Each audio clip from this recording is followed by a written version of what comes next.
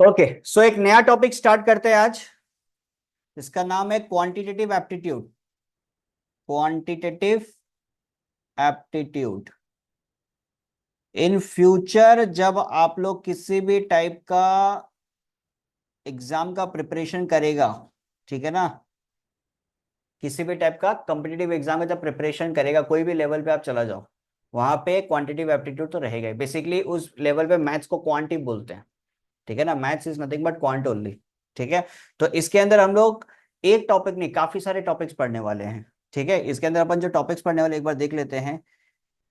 Averages पढ़ेंगे, ठीक है। दूसरा टॉपिक पढ़ेंगे अपन कैलेंडर। तीसरा टॉपिक अपन पढ़ेंगे क्लॉक। फिर उसके बाद पढ़ेंगे टाइम एंड वर्क।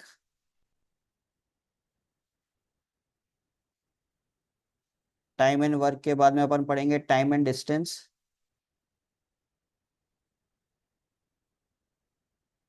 ठीक है। फिर लास्ट में अपन पढ़ेंगे सीटिंग अरेंजमेंट।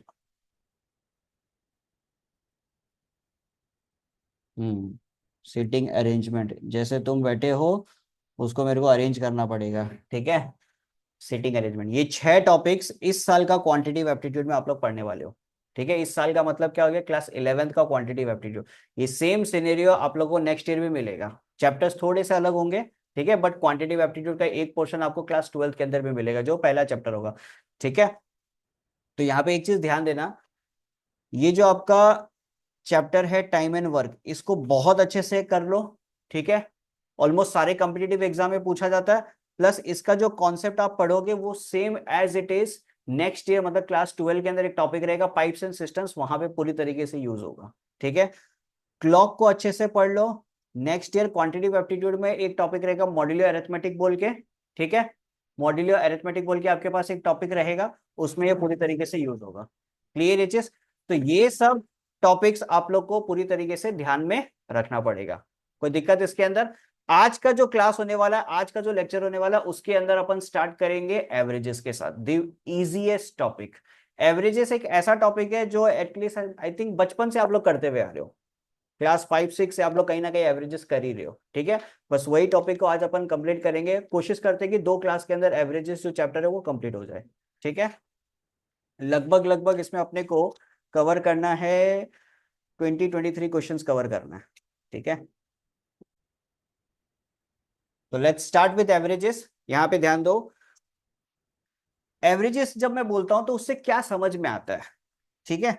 सोचो कि मेरे पास कुछ सेट ऑफ ऑब्जर्वेशन है, 1 3 5 7 9 11, ठीक है, 13, इस टाइप के कुछ सेट ऑफ ऑब्जर्वेशंस मेरे पास है, ठीक है। आप लोग को कितने ऑब्जर्वेशन यहाँ पे दिखाई दे रहे हैं? 1 2 3 4 5 6 7 ऑब्जर्वेशन अपने पास है। अब भैया बोलता है कि इसका आप एवरेज निकालो। एवरेज को अपन एक और नाम से बुला सकते हैं जिसका नाम है मीन, ठीक है। जब अपन एवरेजेस किसी चीज का निकालते हैं, किस प्रकार निकाल सकते हैं देखो। एक तो डिनोट करते हैं उसको एक्स बार से, कोई भी, चलो कोई भी लेटर दिया हुआ रहेगा उसके ऊपर बार लगा दो, बार लग गया तो बेसिकली उसका मतलब होता है एवरेज, ठीक है। तो x bar is equal to sum of observation, sum of observation divided by total number of observation, ठीक है। Sum of observation divided by total number of observation. अब इस सिनेरियो पे अपन बात करें तो सम ऑफ ऑब्जर्वेशन के लिए क्या लिखोगे? जितने भी नंबर्स आपके पास है उन सबको ऐड कर दो, ठीक है ना। तो 1 + 3 + 5 + 7 + 9 + 11 + 13 डिवाइडेड बाय टोटल कितना ऑब्जर्वेशन हो गया? 7। बोलो यहां तक कोई दिक्कत किसी को? Clear HS? ये सारे नंबर्स को आप ऐड करो, कितना होगा? 5 + 3 8, 8 + 1 9, 9 + 9 18, 18 14। + 13 कितना हो जाएगा? 31, ठीक है। 31 + 11 कितना हो जाएगा? 42, 42 + 7 49। तो 49 divided by 7, it will be how much? 7। बोलो ये बात सबको समझ में आ रहा है, हाँ या ना? इस तरीके से अपन किसको निकाल सकते हैं, एवरेजेस को। कोई इशू इसके अंदर, किसी को भी कोई दिक्कत?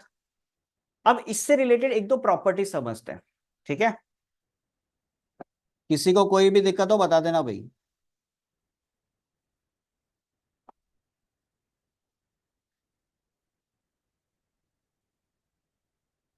If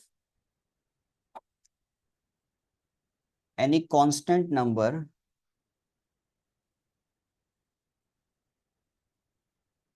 if any constant number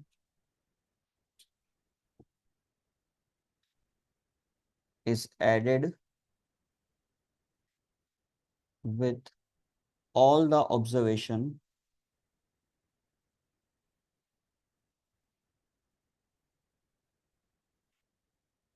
then the average is also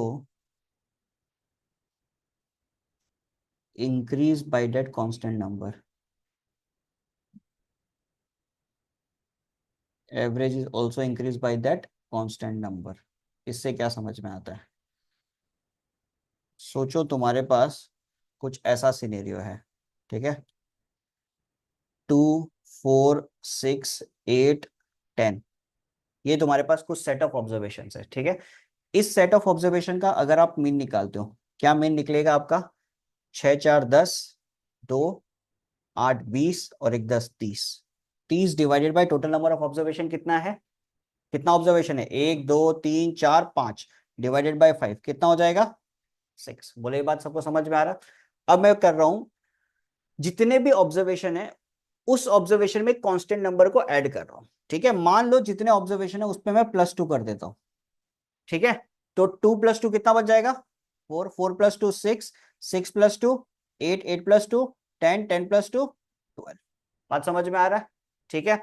अब इस केस के अंदर आप निकालो मीन, कितना हो जाएगा? 12 + 8 20, 30 40। तो 40 डिवाइडेड बाई ऑब्जर्वेशन उतना ही है 5, ठीक है? 40 डिवाइडेड बाई 5 कितना हो गया? 8।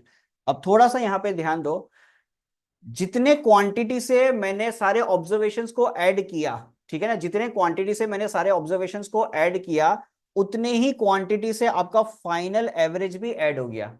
इनिशियली ये ऑब्जर्वेशंस के लिए आपके पास एवरेज कितना था? 6। जब मैंने +2 + 2 + 2 सारे ऑब्जर्वेशंस में कर दिया तो मैंने जो नया एवरेज निकाला वो कितने से इंक्रीज हो गया? 2 से इंक्रीज हो गया। स्टार्टिंग में 6 था, अब 8 हो गया। बात समझ में आ रहा है? कोई दिक्कत इसके अंदर? क्लियर ये चीज? अब ये सेम चीज एप्लीकेबल सब्ट्रैक्शन के लिए भी है, ठीक है? तो आप यहां पे लिख सकते हो if any constant number is added और सब्ट्रैक्टेड, मैं यहीं पे लिख देता हूं, ठीक है? सर। एक minute. So if any constant number is added और सब्ट्रैक्टेड, एक लाइन ऐड कर देता इधर, added or subtracted with all the observation, then average is also increased, और क्या हो जाएगा इस केस में?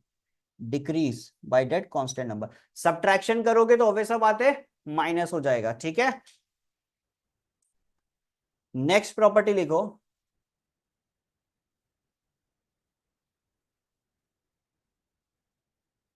If any constant number, if any constant number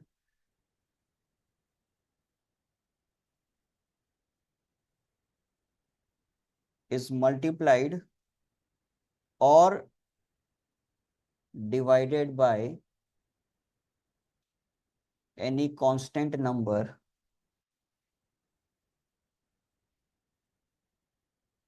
then the average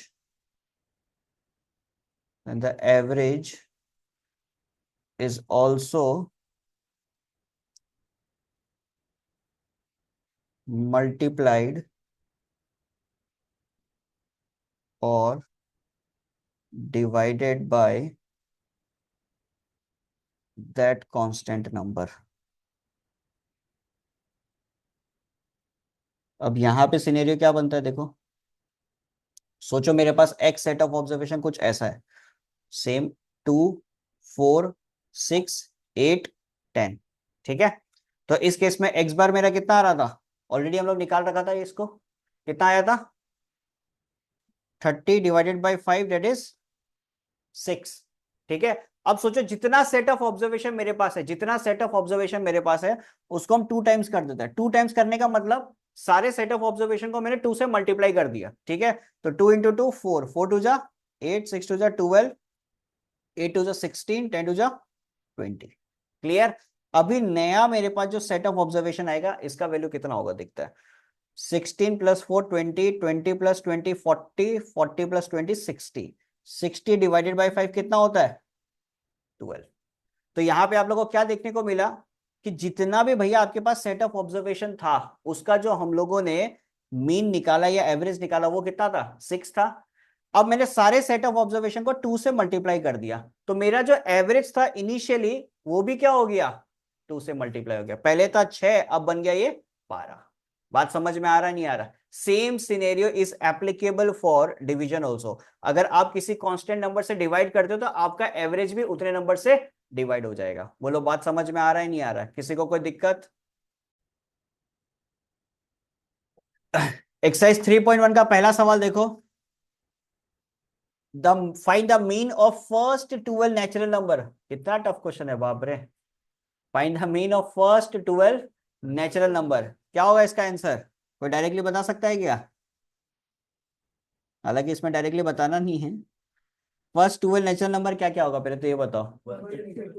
1 2 3 4 5 6 7 8 9 10 11 12, यही होगा।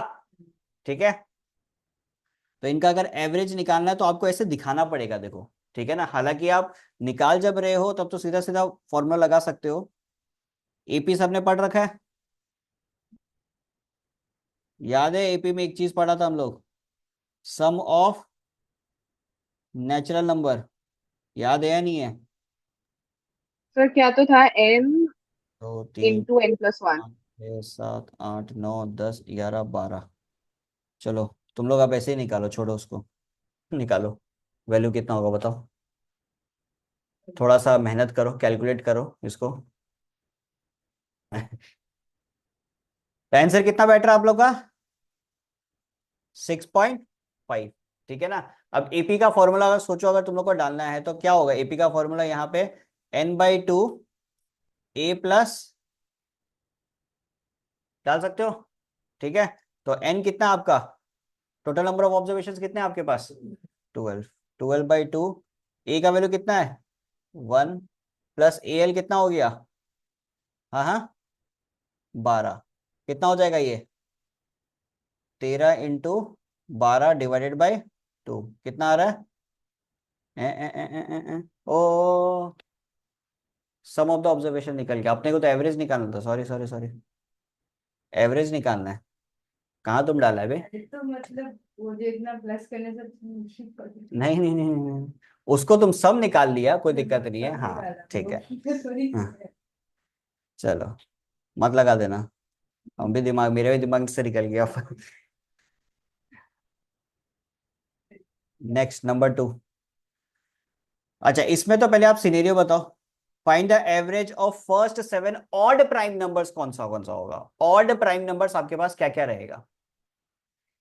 हाँ 3 5 7। हाँ, 1 प्राइम नंबर नहीं होता है, प्राइम नंबर स्टार्ट होता है 2 से, और 2 को आप ले नहीं सकते। क्यों नहीं ले सकते? बिकॉज 2 आपके लिए क्या है इवन नंबर है। अब सवाल क्या पूछ रहा है आपको, फर्स्ट 7 ऑड प्राइम नंबर्स। ठीक है, तो स्टार्ट कहां से होगा 3, फिर 5, फिर 7, फिर 11, 11 9 मत बोलना, 13, फिर 17, फिर 19, इतना ही है क्या, 3 3 6 7 हो गया।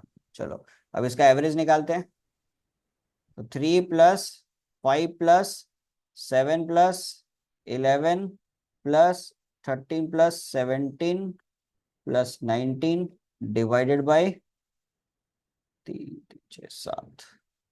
ठीक है, तो 19 और 11 ये हो गया आपका 30, 17 13 ये हो गया 30, 30 30 60, 60 और ये 8 8 प्लस 7 15 75।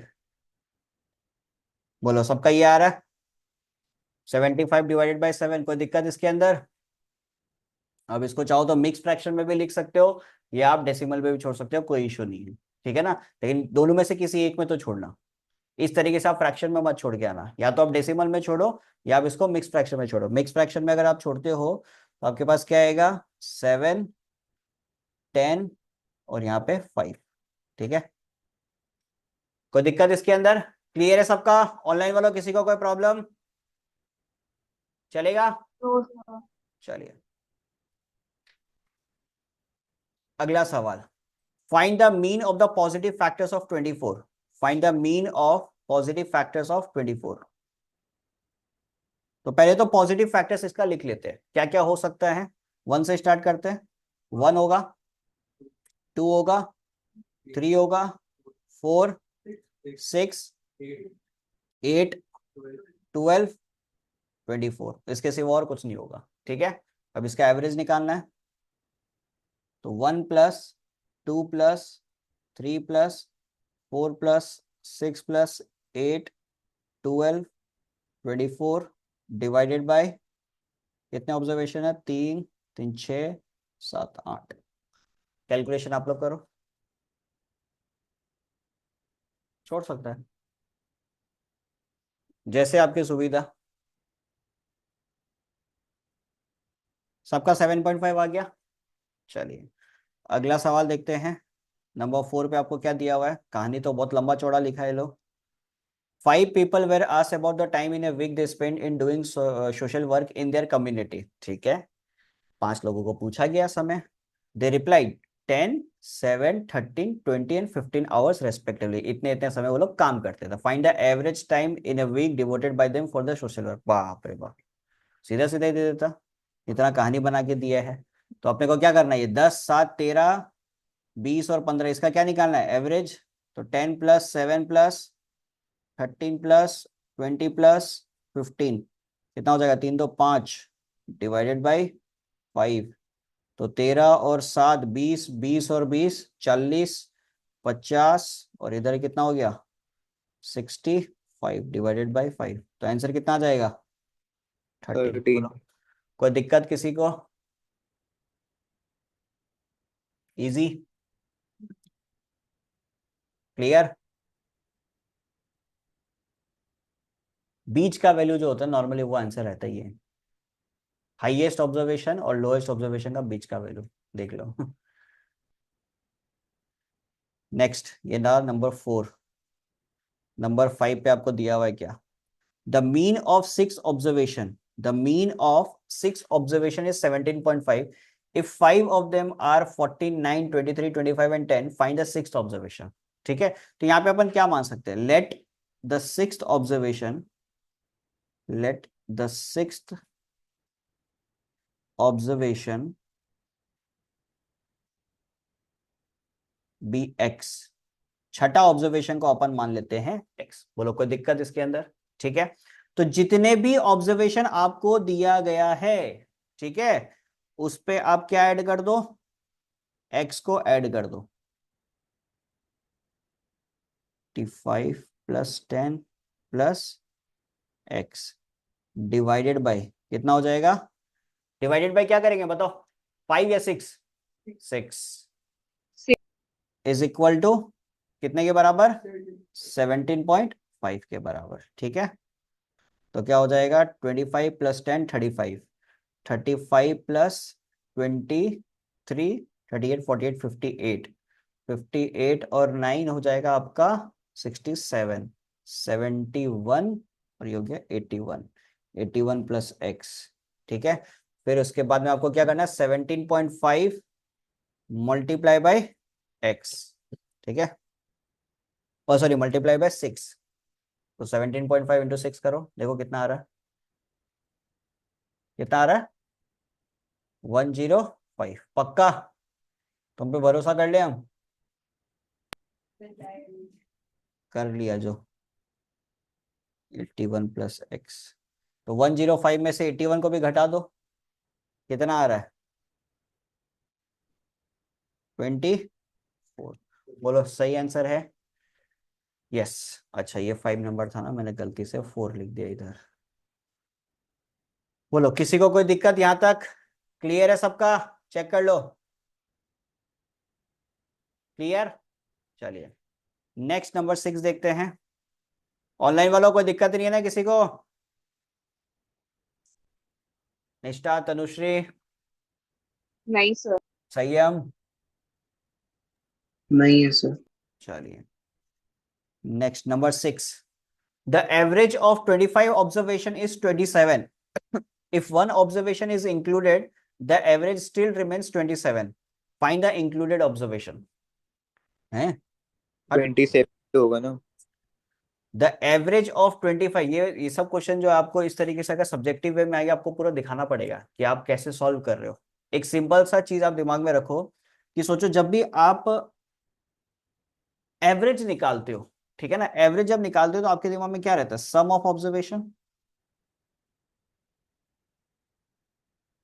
ठीक है, sum of observation divided by total number of observation.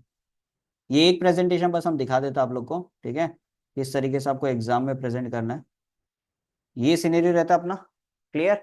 अब पहला लाइन एक बार आप अच्छे से पढ़ो। The average of 25 observation is how much? 27। ठीक है, तो बेसिकली 27 आपके लिए क्या है? एवरेज। ठीक है, टोटल नंबर ऑफ ऑब्जर्वेशन आपके लिए क्या हो जाएगा? 25, बिकॉज सवाल तो यही बोल रहा है ना, the average of 25 observation. 25 observation होंगे जिसका एवरेज मेरे को क्या मिला है? 27। ठीक है, तो इससे मैं ये निकाल सकता हूं सम ऑफ ऑब्जर्वेशन।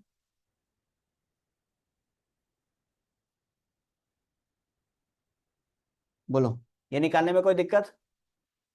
तो इनिशियल सम ऑफ ऑब्जर्वेशन मेरे पास कितना आएगा?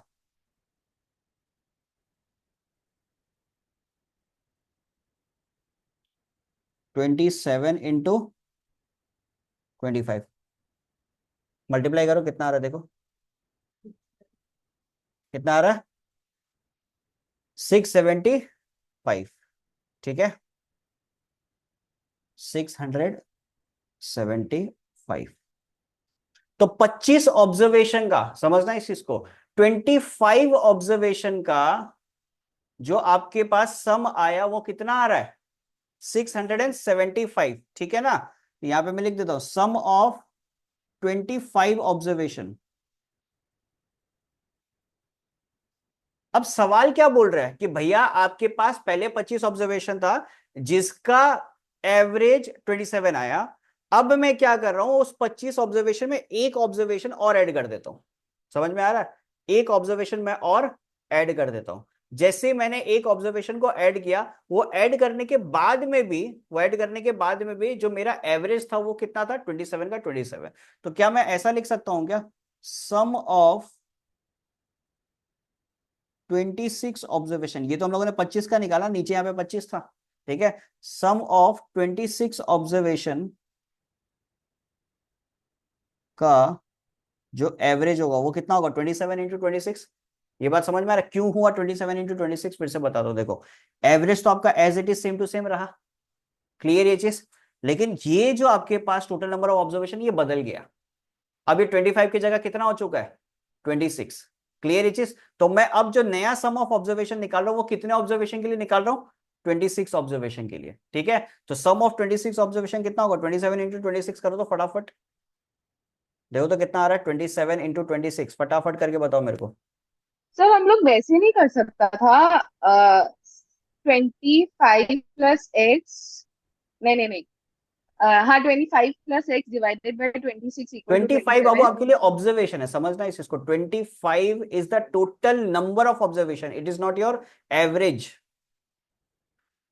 नंबर ऑफ ऑब्जर्वेशन समझ में आ रहा है? जैसे 1 3 5 7 9 मैंने लिखा, तो मेरे नंबर ऑफ ऑब्जर्वेशन कितने? 1 2 3 4 5। फॉर एग्जाम्पल मैं आपको खाली इतना बता रहा हूं, मान तो लो। एक एक नंबर ऑब्जर्वेशन हो गया ना? हाँ, तो अभी आपका ऑब्जर्वेशन, ठीक है, एक मैं बढ़ा देता हूं। सोचो कि एक ऑब्जर्वेशन मैंने एक्स बना दिया। क्लियर ये चीज? एक ऑब्जर्वेशन मैंने क्या बना दिया? एक्स बना दिया। एक्स एक इंक्लूड कर दिया नया ऑब्जर्वेशन, बट नया इंक्लूड करने के बावजूद भी मेरा एवरेज सेम टू सेम रहा। आया बात समझ में? पहले मैं सम निकाल रहा था 25 ऑब्जर्वेशन का, अब मैं सम निकाल रहा हूं 26 ऑब्जर्वेशन का। तो 26 ऑब्जर्वेशन का सम कितना आया? 702। तो अब यहां पे ध्यान देना 2 मिनट। 25 ऑब्जर्वेशन का 675, 26 ऑब्जर्वेशन का 702। सम जो है वो बदल गया, इसका मतलब वो इंक्लूडेड ऑब्जर्वेशन कितना होगा? जो एक ऑब्जर्वेशन मैंने खुद से बढ़ाया वो कितना होगा? 702 माइनस 675 कितना हो जाएगा? 27। बात समझ में आया? मैं चाहता था इसका आंसर डायरेक्टली बता सकता था कि अपन रूल्स पढ़ के रखे, बट द थिंग इज कि आपको एग्जाम में पूरा लिखना पड़ेगा अच्छे से। अभी भी किसी को नहीं समझ में आया, कुछ पर्टिकुलर चीज नहीं आया तो बताओ आराम सर से। और एक तरीके से भी तो कर सकता था। नहीं बताओ, तरीका बताओ तो कोई दिक्कत नहीं, आने दो। जैसे सम ऑफ 25 ऑब्जर्वेशन हम लोग निकाल लिया, हाँ 675 फिर आया। इंक्लूडेड ऑब्जर्वेशन को हम एक्स मान लिया जैसे, हाँ ठीक है, तो तो 675 675 plus plus x x divided by 26 equal to divided by 27। 26 equal to 27। बिल्कुल, यहाँ पे सेम ही चीज तो हम किया है, अल्टीमेटली सेम ही चीज तो किया है। हम अलग यहाँ पे 26 ऑब्जर्वेशन का सीधा निकाल दिया, तुम बोलना चाह रहा है कि भैया 675 प्लस एक्स आप कर दो, डिवाइडेड बाय आप लिख दो 26 इज इक्वल टू आप लिख दो एवरेज जो था 27, यही तो बोलना चाह रहा है। हाँ सर। ठीक है ना? तो मैंने क्या किया, 26 इंटू 27, ये देखो 26 इंटू 27 एक साथ इधर कर दिया। क्लियर? तो 26 इंटू 27 जब मैंने किया मेरे पास आया 702 is equal to 675 plus x. तो 6702 से मैंने 675 को माइनस भी कर दिया, देखो इंक्लूडेड ऑब्जर्वेशन आ गया। क्लियर? हाँ जो सर। तुम बोल रहे हो वही हम किया, बस एक स्टेप लिख दिया और कुछ नहीं है, ऐसे भी करने में कोई इशू नहीं है। ठीक है, चलो। हाँ 7 नंबर पे आपको क्या दिया हो देखो, the average of 5 number is 87। 5 number का एवरेज आपको कितना दिया हुआ है? 87। If one of the number is excluded, excluded का मतलब क्या हो गया? हटा दिया। ठीक है, पहले 5 था, अब कितना हो गया? 4। तो एवरेज कितना से रिड्यूस हो गया? 5 से। Find the excluded number. ठीक है, तो देखो पहले आप क्या करो, आपको दिया गया है 5 नंबर का एवरेज 87। ठीक है, तो 87 आप इधर लिख लो, सम ऑफ 5 नंबर। सर 107 है क्या? Yes, divided by 5। कोई दिक्कत इसमें? 5 ऑब्जर्वेशंस था, तो सम ऑफ 5 नंबर की जगह 5 ऑब्जर्वेशन लिखते हैं हम इधर, सम ऑफ 5 ऑब्जर्वेशन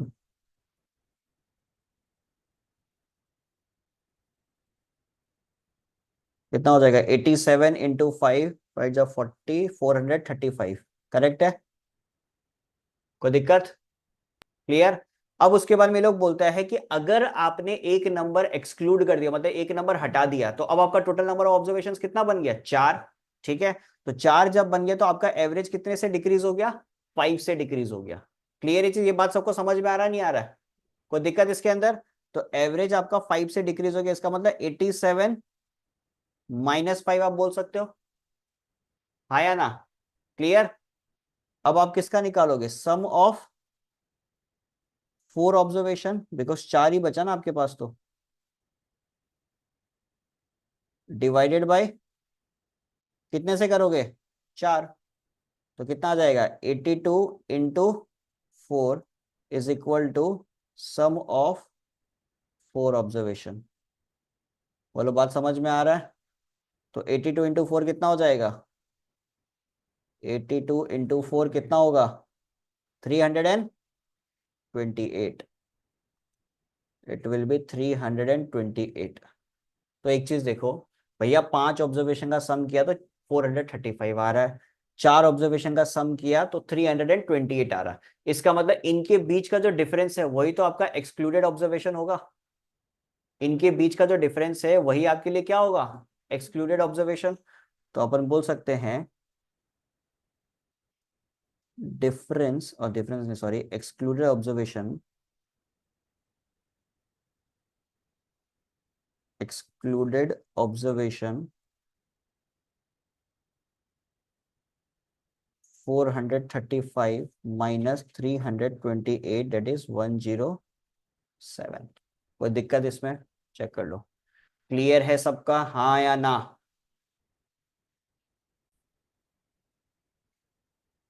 नंबर 8 पे कुछ इस प्रकार आपको सवाल दिया गया है कि भैया एक nursery is close on Sunday, the average plant sold in the remaining 6 days of a week is 156 plant.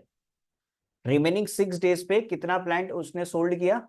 156 plant. And the average sale from Monday to Friday is 124 plant.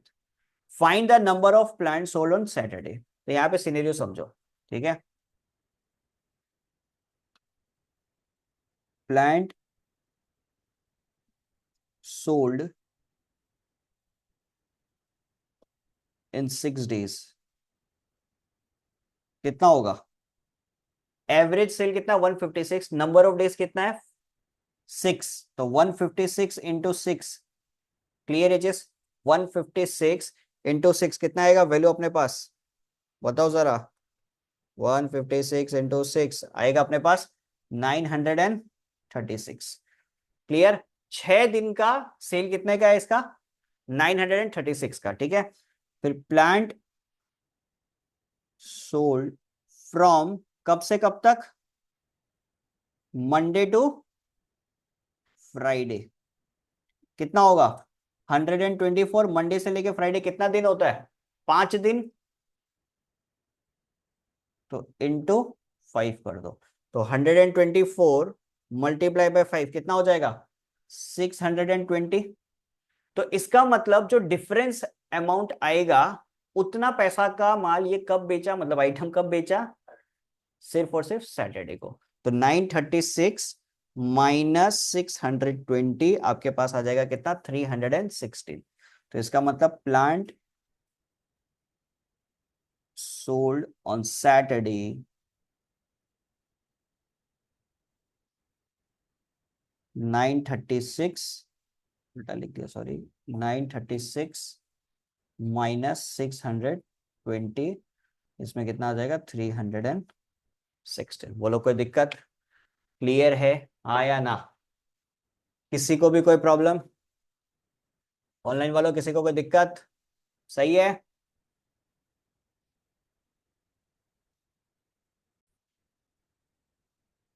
Next number 9।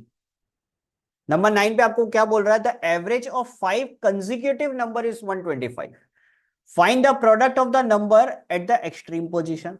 Second वाला जो portion है उसको बाद में करेंगे, पहले first वाला portion को खत्म करते हैं। पहला लाइन जो आपको बोल रहा है वो क्या बोल रहा है? The average of first 5 consecutive number. Consecutive का मतलब क्या होता है? एक के बाद एक। 1 2 3 4 5 6 सब क्या है? कंसेक्यूटिव नंबर्स है। So let the 5 consecutive numbers be, तो 5 consecutive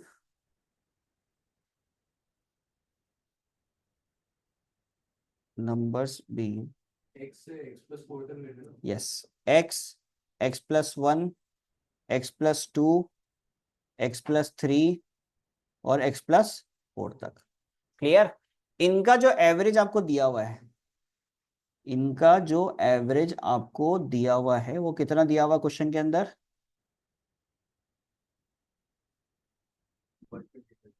divided by 5 is equal to 125। ठीक है?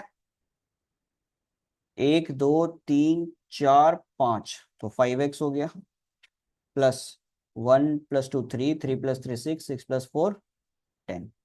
125 इंटू 5 कितना हो जाएगा? 625। कोई दिक्कत इसके अंदर?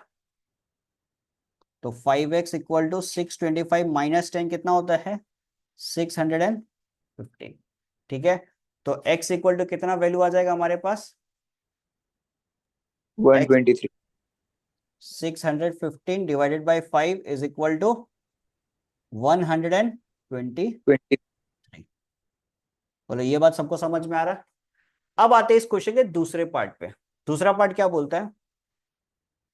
कहाँ गया रे? ये रहा। Find the product of the number at the extreme position. Extreme का मतलब क्या होता है? कॉर्नर। एक्सट्रीम का मतलब क्या होता है? कॉर्नर टर्म्स, ठीक है ना। तो इसका मतलब ये वाला जो नंबर आएगा और ये वाला जो नंबर आएगा, इन दोनों का मल्टीप्लीकेशन पूछ रहा है। तो x का वैल्यू तो ऑलरेडी हम लोग निकाल रखा है, कितना है 123।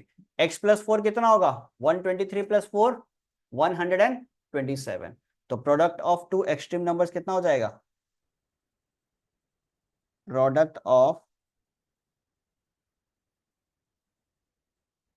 To extreme number, it will be 123 into 127। 123 127 कैसे है, ये बात समझ में आ रहा ना। x का वैल्यू 123 है, ये देखो ये रहा, और x प्लस 4 एक्सट्रीम तो यही होगा ना, 123 प्लस 4 कितना हो जाएगा 127। तो 123 इंटू 127 फटाफट कैलकुलेट करके बताओ कितना आएगा, कितना आ रहा है 15621। करेक्ट है। कोई दिक्कत किसी को क्वेश्चन नंबर 9 में, चेक कर लो एक बार, क्लियर है सबका, हाँ या ना। अब क्वेश्चन नंबर 10 खुद से ट्राई करो एक बार।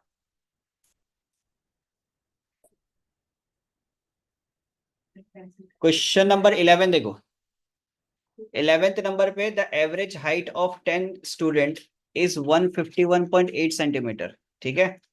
Two more students of height 157.6 centimeter, 154.4 centimeter join the group. What is the new average height? अरे वाह, easy question. सर इसको मल्टीप्लाई कर देगा ना, और क्या, तो 1.8 को 10 से डायरेक्टली 10 से मल्टीप्लाई कर दो, और फिर ये दोनों को ऐड करके डिवाइड कर दो। एग्जैक्टली ठीक है। तो एवरेज हाइट ऑफ 10 स्टूडेंट आपको दिया हुआ 151.8 सेंटीमीटर। तो आप ये बोल सकते हो, प्रॉपर्ली लिख लेते हैं, 151.8 is equal to sum of कितना स्टूडेंट है 10, तो sum of 10 observation divided by 10, ठीक है। तो सम ऑफ 10 ऑब्जर्वेशन कितना हो जाएगा रे भाई, 151.8 into 10, it will be how much 1518। बोलो ये बात सबको समझ में आ रहा है, हाँ या नहीं। कोई दिक्कत है इसके अंदर, चेक कर लो एक बार, क्लियर है सबका। अब बोलता है कि दो और स्टूडेंट को ऐड कर दो आप इसमें, ठीक है, जिसका हाइट है 157.6 सेंटीमीटर और 154.4 सेंटीमीटर। तो नया एवरेज हाइट क्या होगा, ठीक है।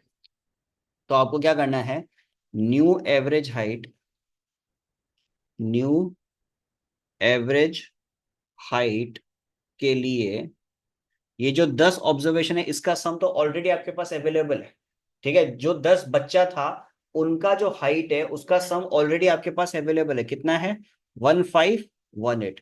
उस पे दो बच्चा का हाइट और ऐड कर दो, कितना दिया हुआ आपको 157.6 प्लस 154.4। क्लियर है चीज। 10 बच्चा का हाइट 1518 है, प्लस दो बच्चा और ऐड किया, तो डिवाइडेड बाय कितने से करोगे 12। टोटल कितना बच्चा ऐड हो गया 12, ठीक है। तो 1518 प्लस 157.6 प्लस 154.4 कितना होता है, चेक करो एक बार, कितना आएगा हमारे पास 1518 plus 157.6 plus 154.4, it will be 1830, ठीक है। 1830 डिवाइडेड बाय कितने से करना है 12 से, कितना आएगा हमारे पास 152.5 centimetre. So this will be your what required answer for question number 11। Clear है सबका, कहीं पे भी कोई दिक्कत किसी को? तो आज अपन समाप्त करेंगे क्वेश्चन नंबर 11 तक, ठीक है।